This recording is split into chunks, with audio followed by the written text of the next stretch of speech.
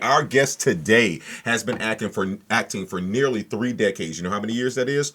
30. Starring in television series such as the World Turns, Without a Trace, How I Met Your Mother, my personal favorite, 30 Rock, The Following, just to name a few. In films such as Don King, Only in America, Red Rum, and of course, Us. Today we have Miss Napiera Groves. Ma'am, thank you so much for joining us today, and how are you?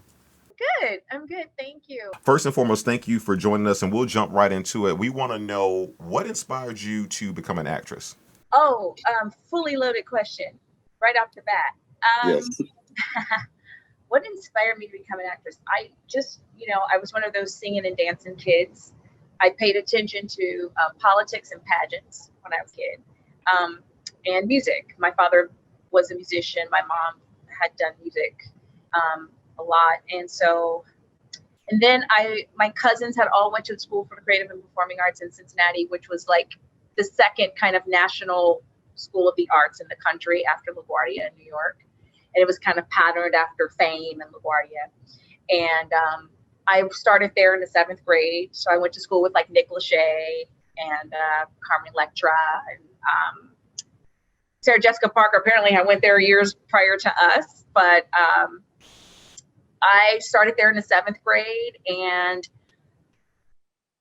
from there on, it just kind of was the bug, and was in musical theater and all that stuff. But I wasn't always so sure. So right after high school, I actually majored at Indiana University in journalism because I was tired of what I thought was the arts, and I kind of had a writing bug, and so I went on a writing scholarship. I didn't initially go to college for the arts. I went on a academic writing scholarship, and to hell with that. After a semester, I quickly transferred to Howard and got back in fine arts. And so it's just been a part of me. I'm just kind of that singing, dancing kid, that little magic kid. Yeah, does journalism still hold a place in your heart? Like, do you see that as something you might revisit in the future? Oh God, no. What I know about it now, no. But do I still write? Yes. Do I still honor and respect that craft? Yes. But what it has turned into today, and actually what turned me off even back then, was like the sensationalism of it all. And it's really hard to just be a true journalist to speak truth. Now, one thing we noticed when you were, I believe, 18, you of course landed your first credited role. Clearly, you had been acting and dancing, like you say, since a kid. But as far as your first credited role, you were in the film Airborne, and of course, that was alongside the actors like Jack Black and I believe Seth Green. Can you tell us what that experience like to finally be cast and feel like, hey, I'm on my way, and just to chart that first step in your career? Yeah, I didn't know that. I didn't know what that was. We were, that film took place in Cincinnati. So they were like on location. They shot it in Cincinnati. They shot a lot of it at my school. And so I was actually 16 when I was cast in that. Yeah, I was like 16 or 17, something like that. And I remember these really cool kids from California was like there telling us these like wild and crazy stories. And we were like corn-fed 16-year-old, 15, like what?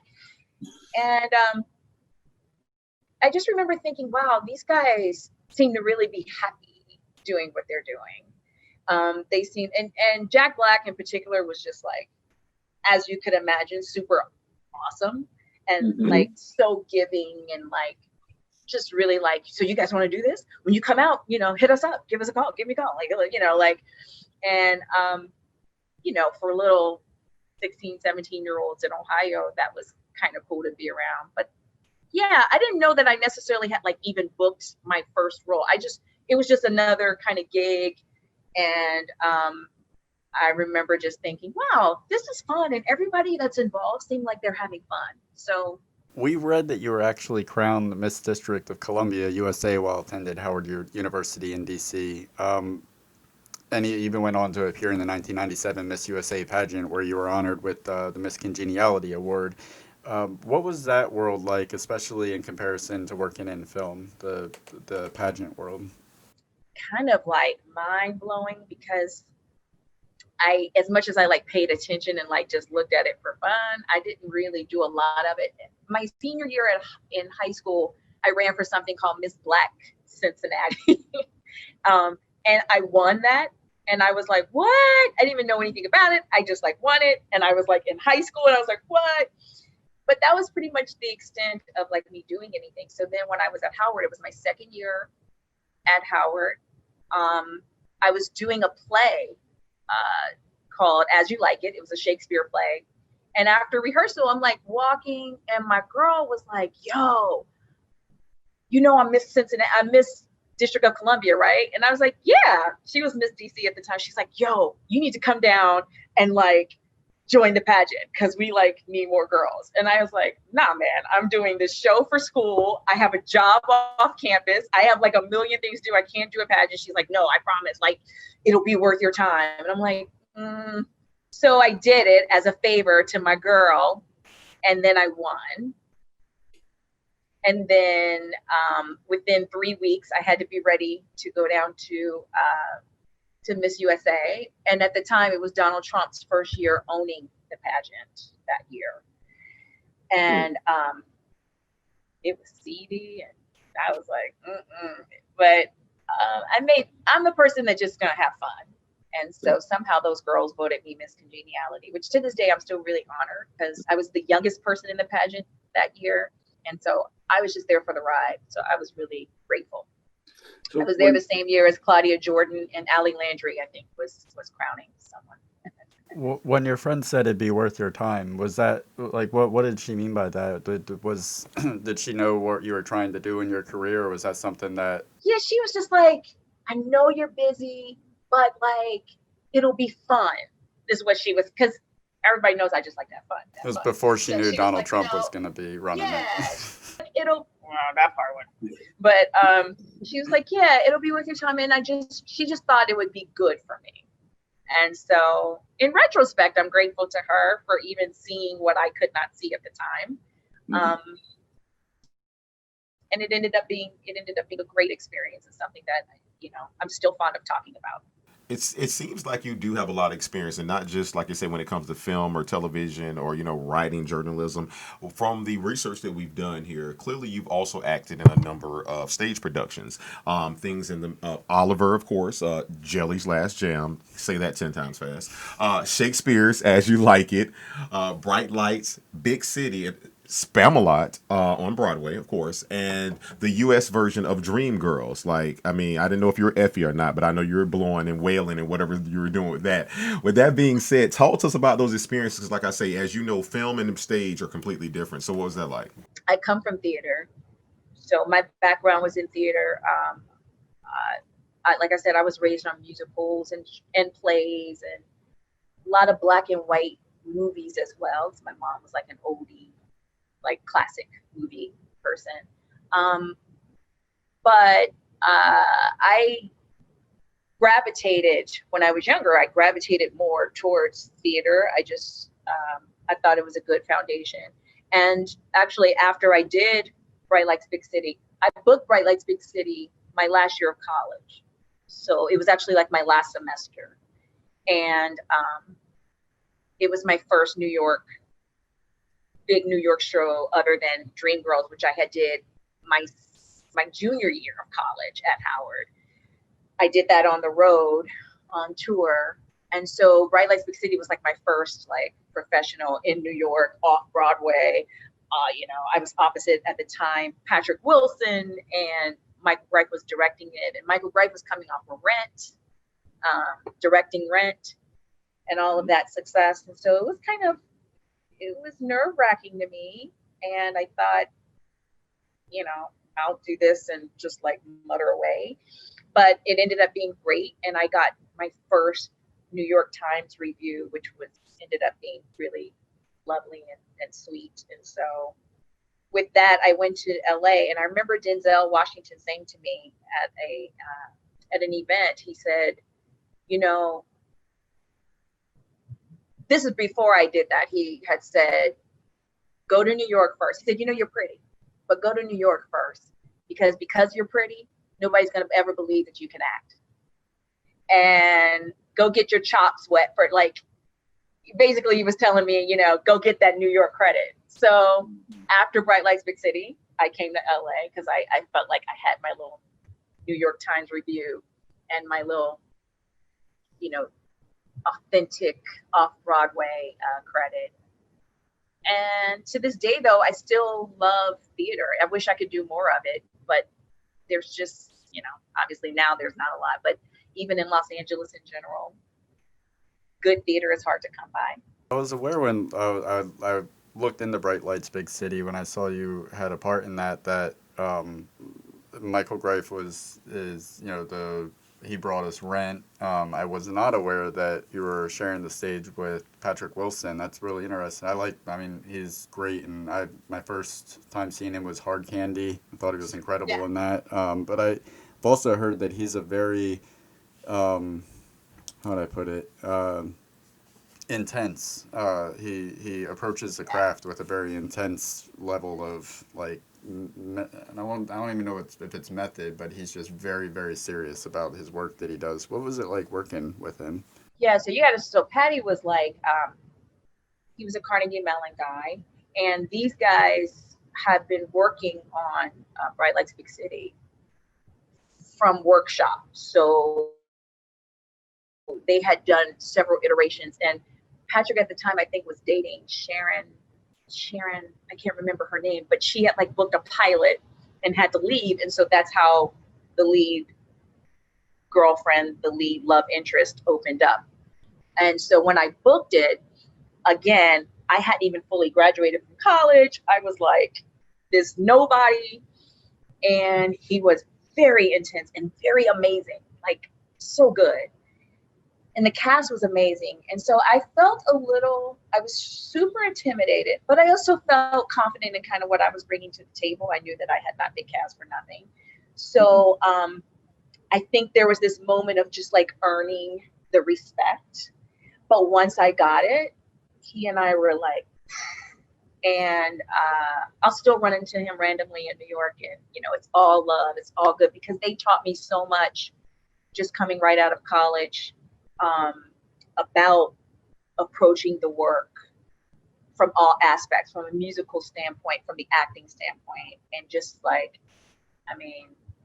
went hardcore with him, and we got to be in love for a long time, for about at least 3 months.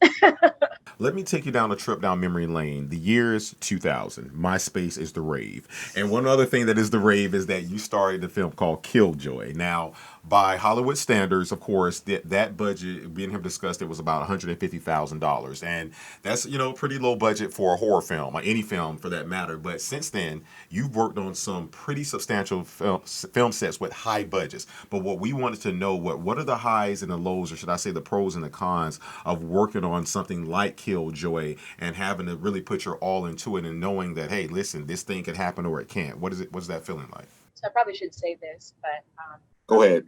I'm cringing that you guys brought up Killjoy because I was so young and I came out here and it was one of the first jobs I booked out here in Los Angeles. And I just was kind of whatever, okay. But I didn't know anything about budgets. I didn't know anything about, it was my agent at the time was you booked it. There's some nudity in it. And I was oh, okay.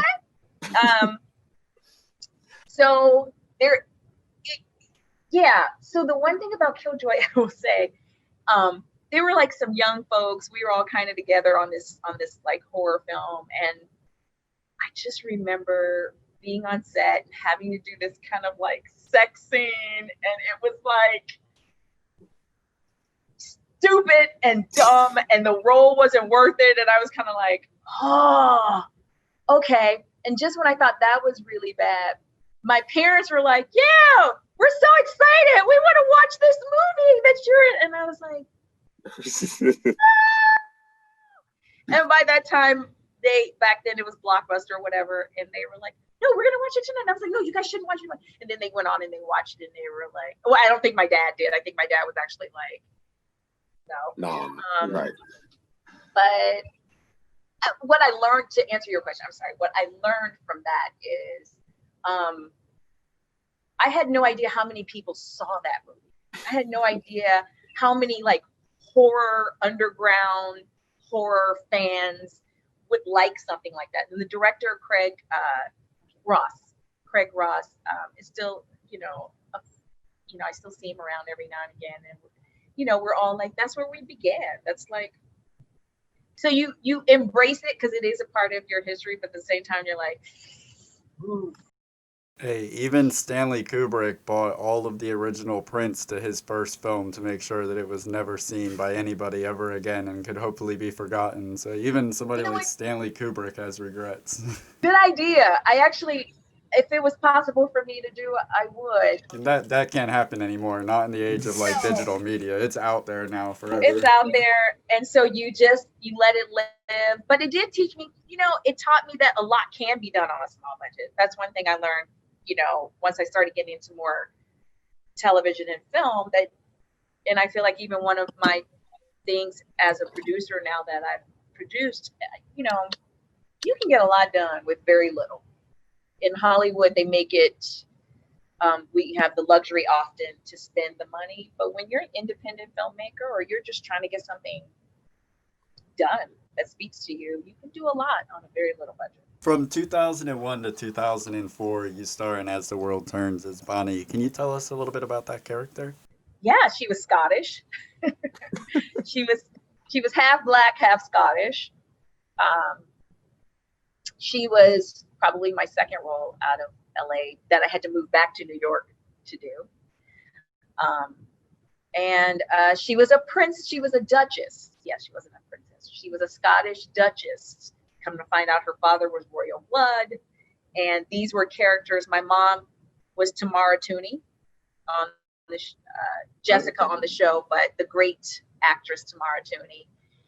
And the father was like a character called Duncan, who had been on the show for like 20 years. And so I was his daughter, and Jessica's daughter. And her name was Bonnie. And she was snooty and spoiled bratty because she spent most of her life in Europe. And then she comes back to this small town in As the World Turns to stir up trouble. She starts off being kind of bad girl, but she ends up being really sweet and saving her mom from a rape thing and just being this really lovely arc of a character. For me, I always say my experience on the soap was grad school. It was my grad school because it was the next thing I did basically after college, and I was there for 3 years, almost 4 years, and it was just great post acting work that I got paid to do, but it was very corporate in that you're on a corporate network and you're corporate hours. So I was curious about like when you're working on the same project for 3 to 4 years, like I'm sure like the plus side of it, I'm curious about the cast and crew probably becomes more like a second family. And I'm sure there's like the downside of where it might start to feel like this is everything you were trying to escape by becoming an actress. Is you like artists usually they want to have variety. They we're kind of known for being ADHD. We want to jump from one thing to another. So like the acting lifestyle kind of suits that, where you don't have to spend too long on any one particular project and one character. So could you speak on that as far as like what that experience was like for you, both the pro and the con of being on something for 3 or 4 years? Yeah, I think the pros are kind of similar to what you said in that it's like a corporate environment. So you're up, you can have a call time maybe as early as 7. So you're out of the house by 6, you're in the chair, makeup chair at 7, and you're never there past 5. Oh, so nice. If you have a family, you're home, dinner, tucking in your kids. You can maybe even wake up, have breakfast with them, depending on your shooting schedule. And you never work weekends. You work Monday through Friday.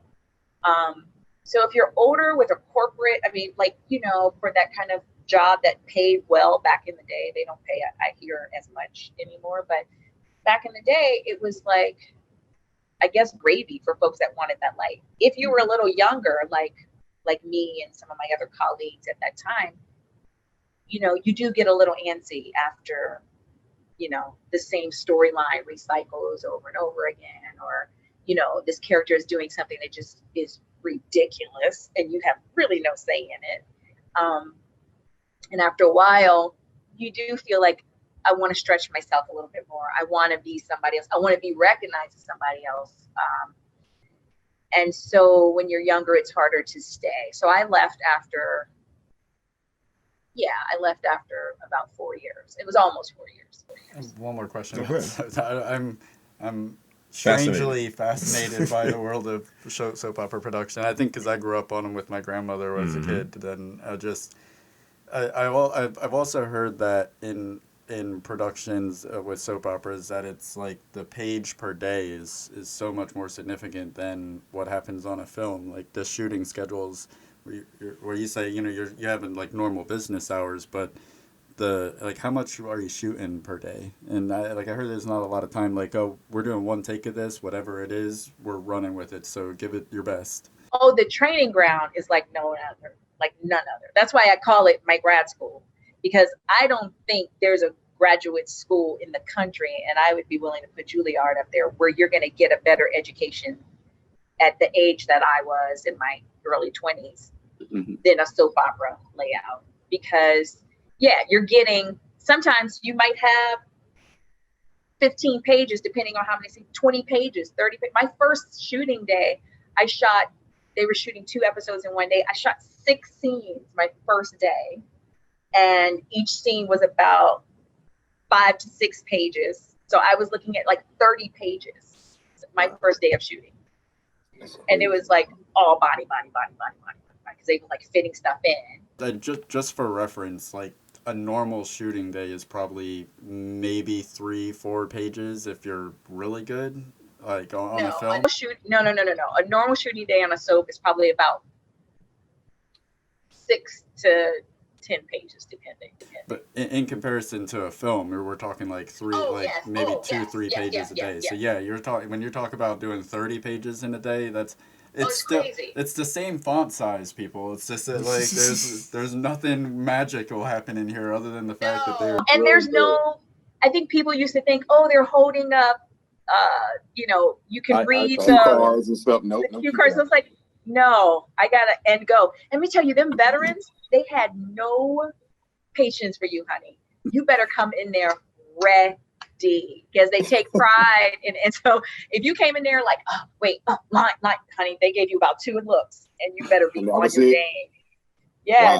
They were not playing, which was, so to this day, if you give me a scene, to this day, I can learn about 3 scenes if you hand it to me to this day. I did want to ask you about one thing. One of my, I'm going to be honest with you, the first time I was introduced to you was, and I never thought we'd be doing an interview together. Like, I fell in love with How I Met Your Mother. Like, I caught it in syndication really late. And then, like, one of my favorite characters was Barney Stinson. And so, I was like, wow, they gave Barney a girlfriend. Wow, they gave Barney a black girlfriend. Wow, they gave Barney an actual black girlfriend that is not Latina or light skinned. She's actually chocolate. Oh, I really love this show now. So in 2006, you played Tanya, one of Barney Stinson's many dates on How I Met Your Mother. Tell us about the experience and what was it like working on the show? It was really cool. First of all, it was Neil Patrick Harris. So that, when you talk about one of those times where like, it was a small role, but I kind of was like, it's Neil Patrick Harris. It's Doogie Howser. Let's be real. It's Doogie Howser. It's Doogie Howser. It's Neil Patrick. I'm like, that's one of those times I was like, yeah, okay, I'll take it. I don't care what they want me to do. I will just, you know. And then again, it was one of those things where like I've worked on other shows where people are not so gracious about you coming in as a guest star in their home, because when people have been on shows for a long time, it becomes their home. And so they're not as open. And there was another show that was wildly popular I was on, I won't say whatever. And it was an awful experience. And Big this was Bang nothing Theory. like that. Friends. It was Friends. Big Go ahead and say it Bang was Friends. Theory. It was Friends. No, Big it was Bang. that 70s show. I mean, Not Topher. It's okay. We got you. We got you.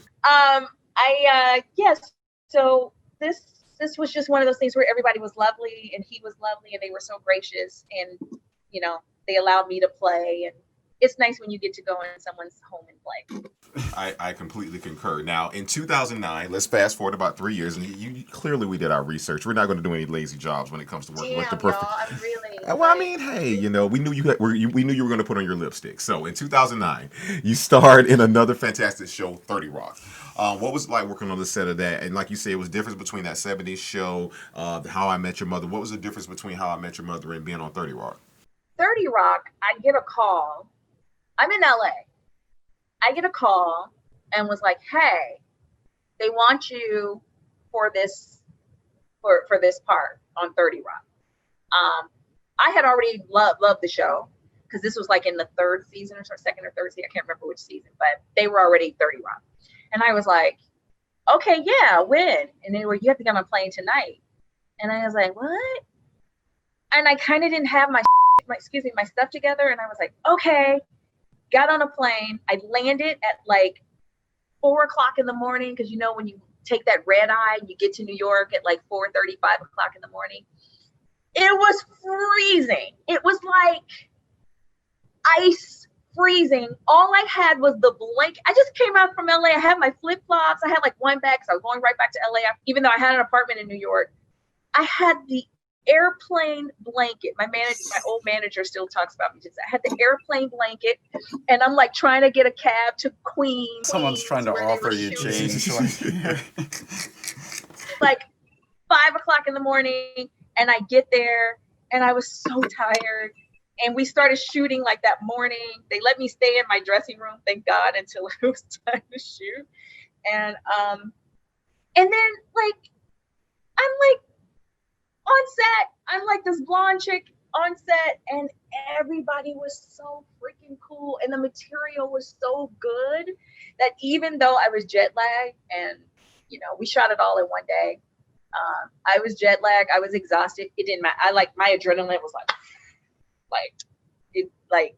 it was Tina freaking Fey and Jane Krakowski. Like, and were you? Is that on set, like at 30 Rockefeller, or is that on a stage? No, they shot actually in I forget the name of the studios in Queens, but it was like under Queens Bridge. So Okay. like it's like deep. It was like in Queens. I forget the name of that studio, but that's where a couple of NBC shows were shooting. And I was just, first of all, that's another show. They move like this. They're not playing. And Tina was really great because her, come to find out, she went to UVA. My now husband goes to UVA, Blend. And so I'm from Cincinnati. So we just like hit it off like nobody's business. And yeah, we were able to knock it out, but they move fast. In 2012, you were a lead in a short comedy about professional pillow fighting called Featherweights. I wasn't gonna bring up short films, but it just seemed so interesting. I was just curious to know more about it and how you became involved with it. My manager at the time, her really, really good friend, and now he's gone on to do some HBO stuff, I think. But at the time, he was just kind of like, I think he was graduating from AFI or something or whatever, and like he was doing this short. It was hilarious to me that it was like this form. It was pre-Glow, so it was like based on him it was this comedy of him trying to turn this pillow fight tournament into like something marketable and hot. And so he was just getting random, the characters were like these random chicks off the street. But it was this one chick that took it really, really seriously, and he was trying to turn it into this kind of big, like women's sport, almost like a wrestling sport. But we were like in lingerie, and I just thought this is kind of hilarious. And anytime I get to do something fun from a woman's standpoint, we get to be silly but feminine and just not the same old. I'm down for it. I'm here for it. So it was fun. It was quick. So clearly, anytime you mentioned working with Tina Fey, working with people who you worked with in the past, when you get to work on a project and you know it's special, like for me, I feel like we all aspire as actors and actresses to work on that project. But like if I don't ever work again, I was a part of this. So no matter how small or big the role. So with you, that's happened a couple of times in your career, but we reached out to you regarding Us, and clearly you got to play Dr. Foster. Now, I'm not going to lie, I've seen you in the film. I've seen the film at least 10 times, so I've probably seen you at least 8. You know why? Because I have to, this point of view, I feel like a peeping Tom. I'm looking at you, I'm like, yeah, that's her. No, it's her. No, let me in the room. I want to see her full, and it's And like, she's one of the only characters that you only see her through a mirror. yeah, it's just crazy. But I wanted to say that to me, like we see you be quirky, we seen you do all these things in the past, but now you're being a serious doctor and it shows your range. So what was it like being on set, getting cast for that and that experience? What was that like? So that was wild. Us, it was just like a normal audition, except like I went into this really small with casting, left, didn't hear anything, and then they called and said, we want you for this role. We have a fitting like tomorrow. And I would say that was probably like in July or something. And I was like, whoa, okay. And so I went to this fitting, but I knew nothing about this project. This project, you got to understand, was like top secret for a long time.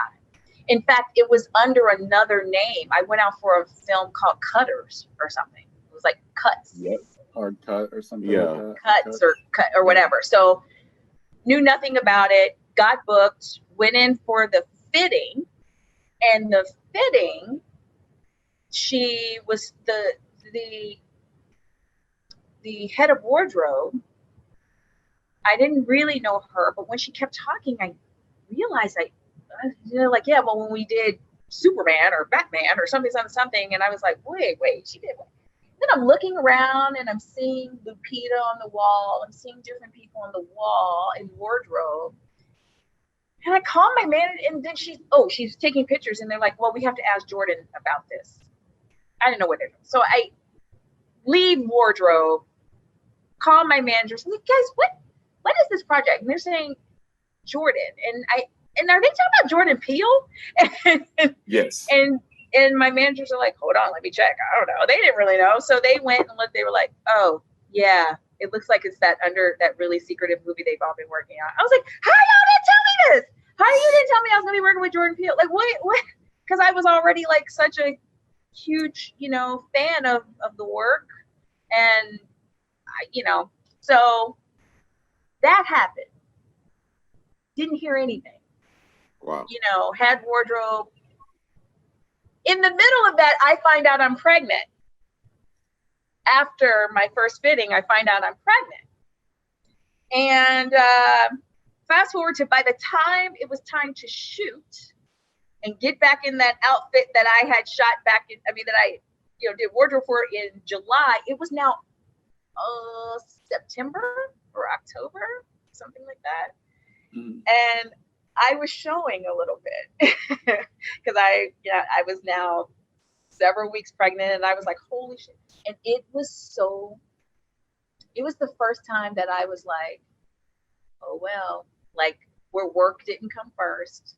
And I was Life came first. Yes. I was like, they're probably not, I'm going to get on this set. And I still hadn't told anybody. I was still in my first trimester, but I was definitely at the end of it. And I was like, I might not be able to do this project. I'm going to get on set. This is not who they hired. I don't know.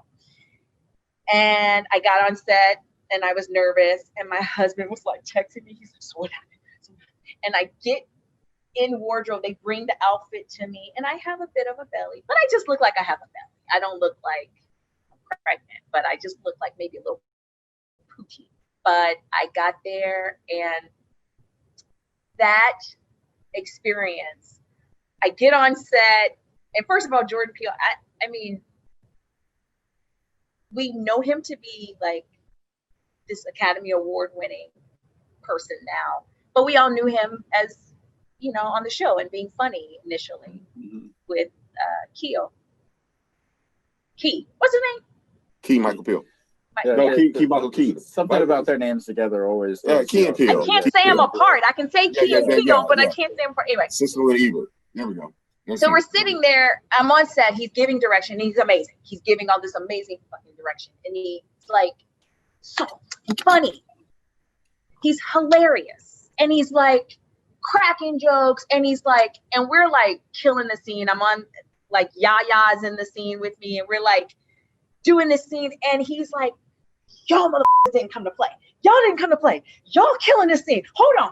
And he's like reading and going in and rewriting. He's like being that Peele, not like what I was, this Academy Award winning Peele. He was being like the guy that we all like kind of fell in love with on the Comedy Central show. And you just forgot. Like I forgot that he's funny as hell and kind and sweet. And fast forward, there was a moment where the girl that sits in, she's, when we're doing lighting, and she's like, oh my God, how are you? She's like, how many months are you? And I was like, you could, and I blinked and tears just started coming down my eyes. And she goes, no, she's like, my mother works with children and moms. And I just knew from instinct, I didn't see. And I was like, but I'm going to get fired.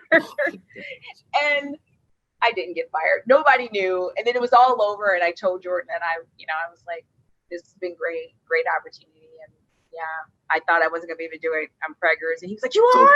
So technically this was the first role you and your kid got together, is what you're telling me. Yeah. Well, There we go. All well, right. he didn't get it. Hold on, he didn't book it with me. It's just that by the time I He just shot it, performed. He was performed. there. He didn't book it with me because I didn't know he was there. But yeah. Oh, he was tethered and you didn't know it. Yeah, he was like, I didn't know. And then by the time I shot, yeah, he was definitely present. But as you can see in the movie, I'm sitting behind a desk. So God worked it all out. I'm not even. Movie magic, love. It's movie magic. I was going to ask about that. When you were shooting those scenes, were you aware how the end result was going to look? That you were going to be. It's almost like they're trying to put a veil between you and the audience. Like, I mean, the focus is obviously on the daughter in that scene, and it's her perspective seeing you through the mirror. Did you know that that's how it was going to play out? So I figured it while we were on set. First of all, I got to tell you, this is the fastest film shoot I've ever been on my life. Like I came in at 11 or 12, and I was out of there by like 4:30, 5 o'clock. And this is like a huge set movie. So I quickly knew. I will say this. He shot the film through the door. I mean, the camera's in the door facing me. And I'm talking to the parents. And I mean, you have Yaya there, and he was on his like rise doing all the stuff he was doing. And then, the sister's name, her name is escaping me, but the young woman that played the mom. And they're shooting, and we do all these takes, and and he's giving us notes, and we're all acting, and they're crying on the other side of me or whatever, and they're like giving me so much, and we're having these, and he never turned it around. Wow. He never did a turnaround. And I was like, wait, how does that work? I was like, wait, where's my angle? I need mine. I'm gonna do me. Well, no, it was all on me. He never turned it around on them. Wow. So the camera's in the door facing Dr. Foster because the camera is supposed to be what she saw, what the little girl saw. Right. So Right. she's looking in, overhearing, and her image is just me talking to her parents. And he said, he was like, yeah, that's just how I'm gonna freak it. And he was like, we ain't turning around. And I was like, what do you mean you're not turning around? He's like, yeah, we ain't turning around. I've never been on a set. I've never been on a film set or even a television set where they didn't turn around and get that other side. I love to hear what you're saying, because to me, what we try to do with our program is we have fun with the program, but we also try to teach people who are coming into film. And one of the things me and him decided to do years ago when we were going to do film is like, no, we're not going to go by the Hollywood standard of, I'm not going to berate or belittle an actor or an actress. I want to make them feel comfortable, because to me, that's how I'm going to connect to them and make them bring the best out of them. And it seems like I mean, you're bringing insight we didn't know. Like you say, if I would have come on set with Jordan, I would think, okay, here's this Academy Award winning. He's not going to still be relatable too. And what you're telling is you're pulling the curtain behind us and saying, this is actually happening. You've never been on a set like this. He knew what he wanted. He made you feel comfortable, and the result was what everyone wanted. So to me, Yeah. it makes us test ourselves to say, as artists, that we have to stand up for what we know. We can't. I cannot go on set and let someone belittle me. You know, because I know who I am, and that's the Hollywood I want to live in, and I think that's what you guys are bringing. So I like that. Thank you so much for that. Thank you so much. Yeah, and he was so clear on how that was going to turn out, and he didn't even. What I was shocked on, like, even if he knew he was going to shoot it that way, you always get the other side just for safety, because in post you'll want the safety of it. He was just like, nope, that's not what we're doing, and he was still like fun and still like, you guys are killing, y'all are killing this game. Oh my God. Okay, let me make this tweet. Okay, can you say this line like this? Can you say, and like, it was all happening on the set. So the set felt very alive, but it also, I knew that this was a big budget film, and I also knew that it was very secretive. You did get that vibe that, like, once you were on the set, shut up, like, non-disclosures, everything. It was very, very quiet.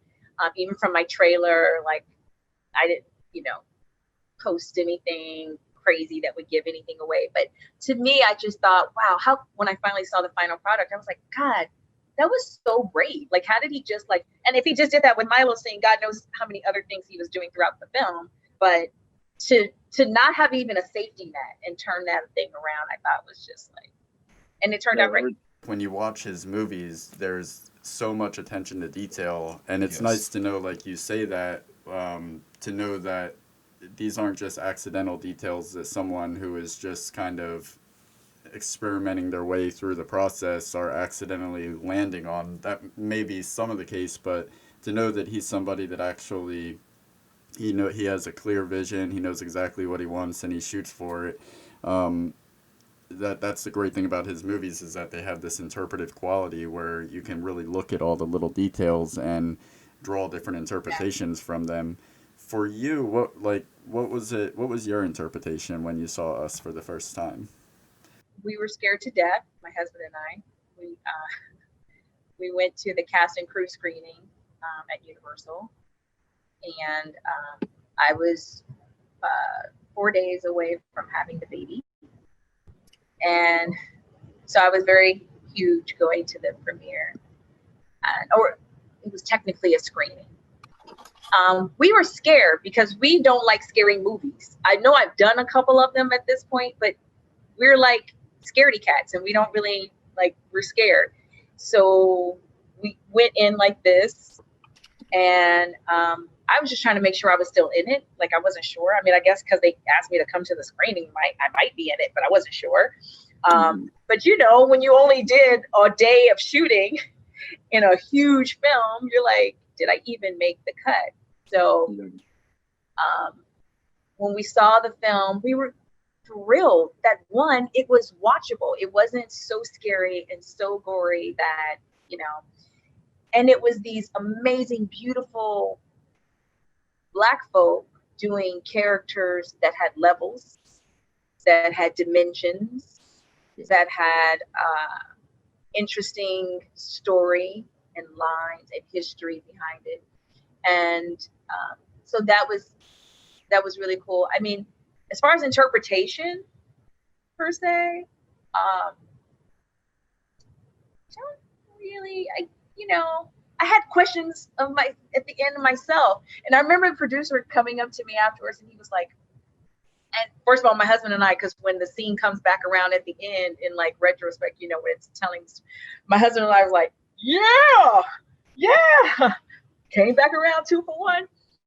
We were like high-fiving, but the producer was just saying, like, he was like, yo, man, we went back and forth so much on that scene, and like just making sure it was a part of telling the story, because it's such a pivotal part. Is when you realize that she wasn't speaking because it wasn't her, it's so much an integral part. And he was like, man, he was like, it just, he was like, it was just so worth it shooting that. Here's a testament to everything that you've done. I went back and watched it. I mean, we clearly have seen this a bunch of times, but I rewatched it about 3 nights ago. And what I discussed with him was earlier in the show was that I don't even know if you realized it, but your courage to, like I say, still go on set and do everything with your pregnancy and play that part. Your character's part really is, it makes the film in the sense of this, because your character was the one that told them, if she's not speaking, express yourself in a different way, and she started expressing herself through dance. Ironically, that's what triggered everything that happened down there when they saw her dancing with the tether. They're like, oh, you're different. So she became their leader. So had you not said that, we wouldn't even have a movie. Thank you That's so what he was much. saying. That's what he was saying. I'm like, wow, it's really cool. But it's such a small, you think it's so small, But but it's it not. ended up being Beautiful. Mhm. very, it comes back around and being very pivotal. And so, yeah, I thought it was great. I mean, I had my baby on the opening day of the film, March 22nd. So Wow, what's 22 times? What's 22 and a half? What's half times 22? 11. Wake up, 11. We got you, man. what? Yeah, it was. Yeah, I had the #1 movie in America and a baby at the same time. It was pretty.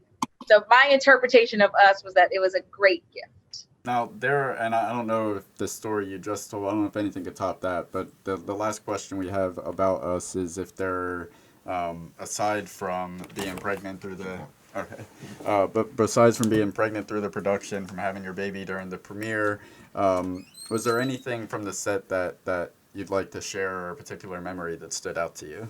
Beyond the most incredible craft services I'd ever had, I had lobster that whole day. It was amazing.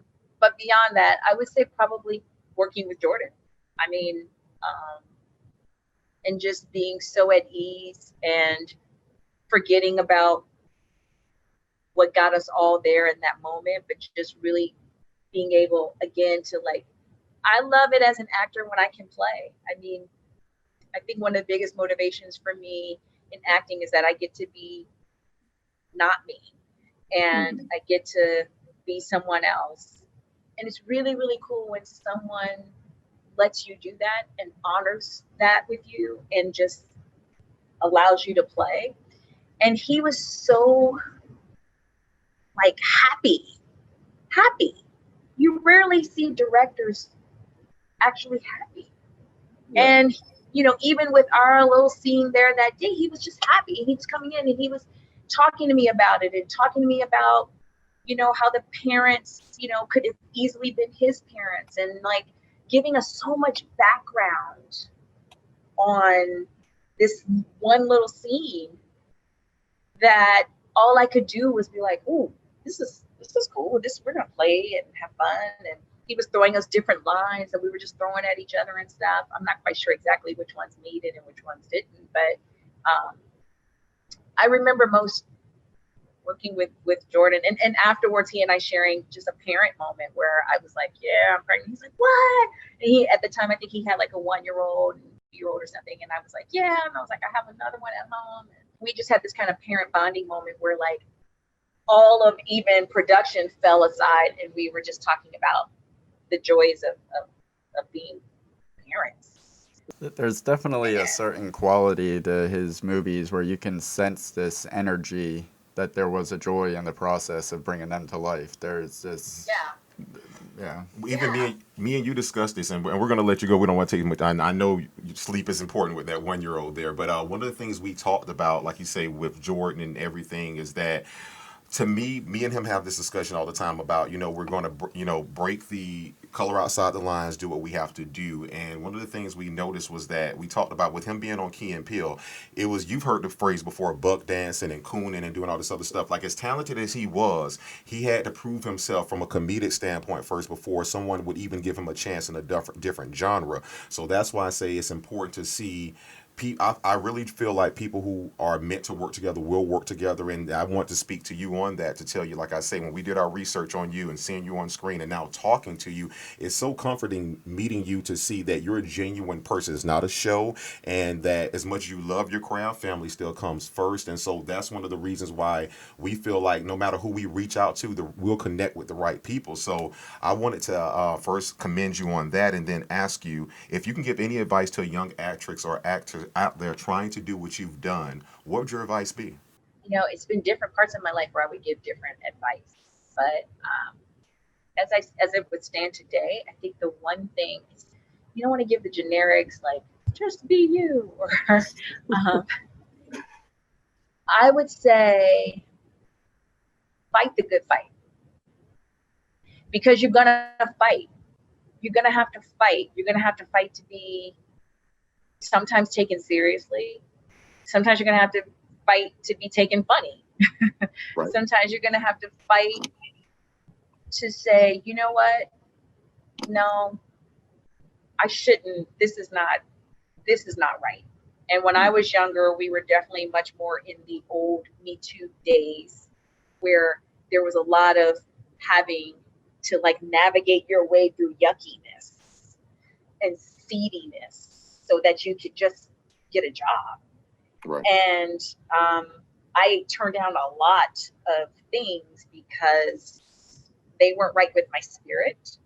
So like even in a Killjoy, that set was fun, and that those people that did that movie were good people, and so that was an example of what I'm talking about. But there's been other things on an even higher level where it wasn't right. And for women in particular, young women, I would say you have to have the power of no, because you'll live with yourself much better in the years to follow when you look back on the journey. So I always say fight the good fight, hang in there. Don't be afraid of the word no, meaning don't be afraid to say it, and don't be afraid to receive it, because you're going to get no. And it just means yes to something else. So you kind of have to just fight that good fight. And I hate to be cliche about it, but keep going. Keep going, because you're going to have up years, you're going to have down years. But eventually, I really do think if you're moving with the positive spirit, it will all kind of lead you to where you're supposed to be. And whether that's doing your own work or like working with some amazing people, I can genuinely grateful that I've just worked with some amazing people. And when it wasn't amazing, it didn't work, and I was no longer around them. Well, from the bottom of our heart, thank you so much. We wish you nothing but continued success. Tell the 1-year-old we say good night and tuck them in for us, okay? Thank you, and good luck, you guys, with this. It's great that you're doing it. Thank you. Thank you very much. Thank you.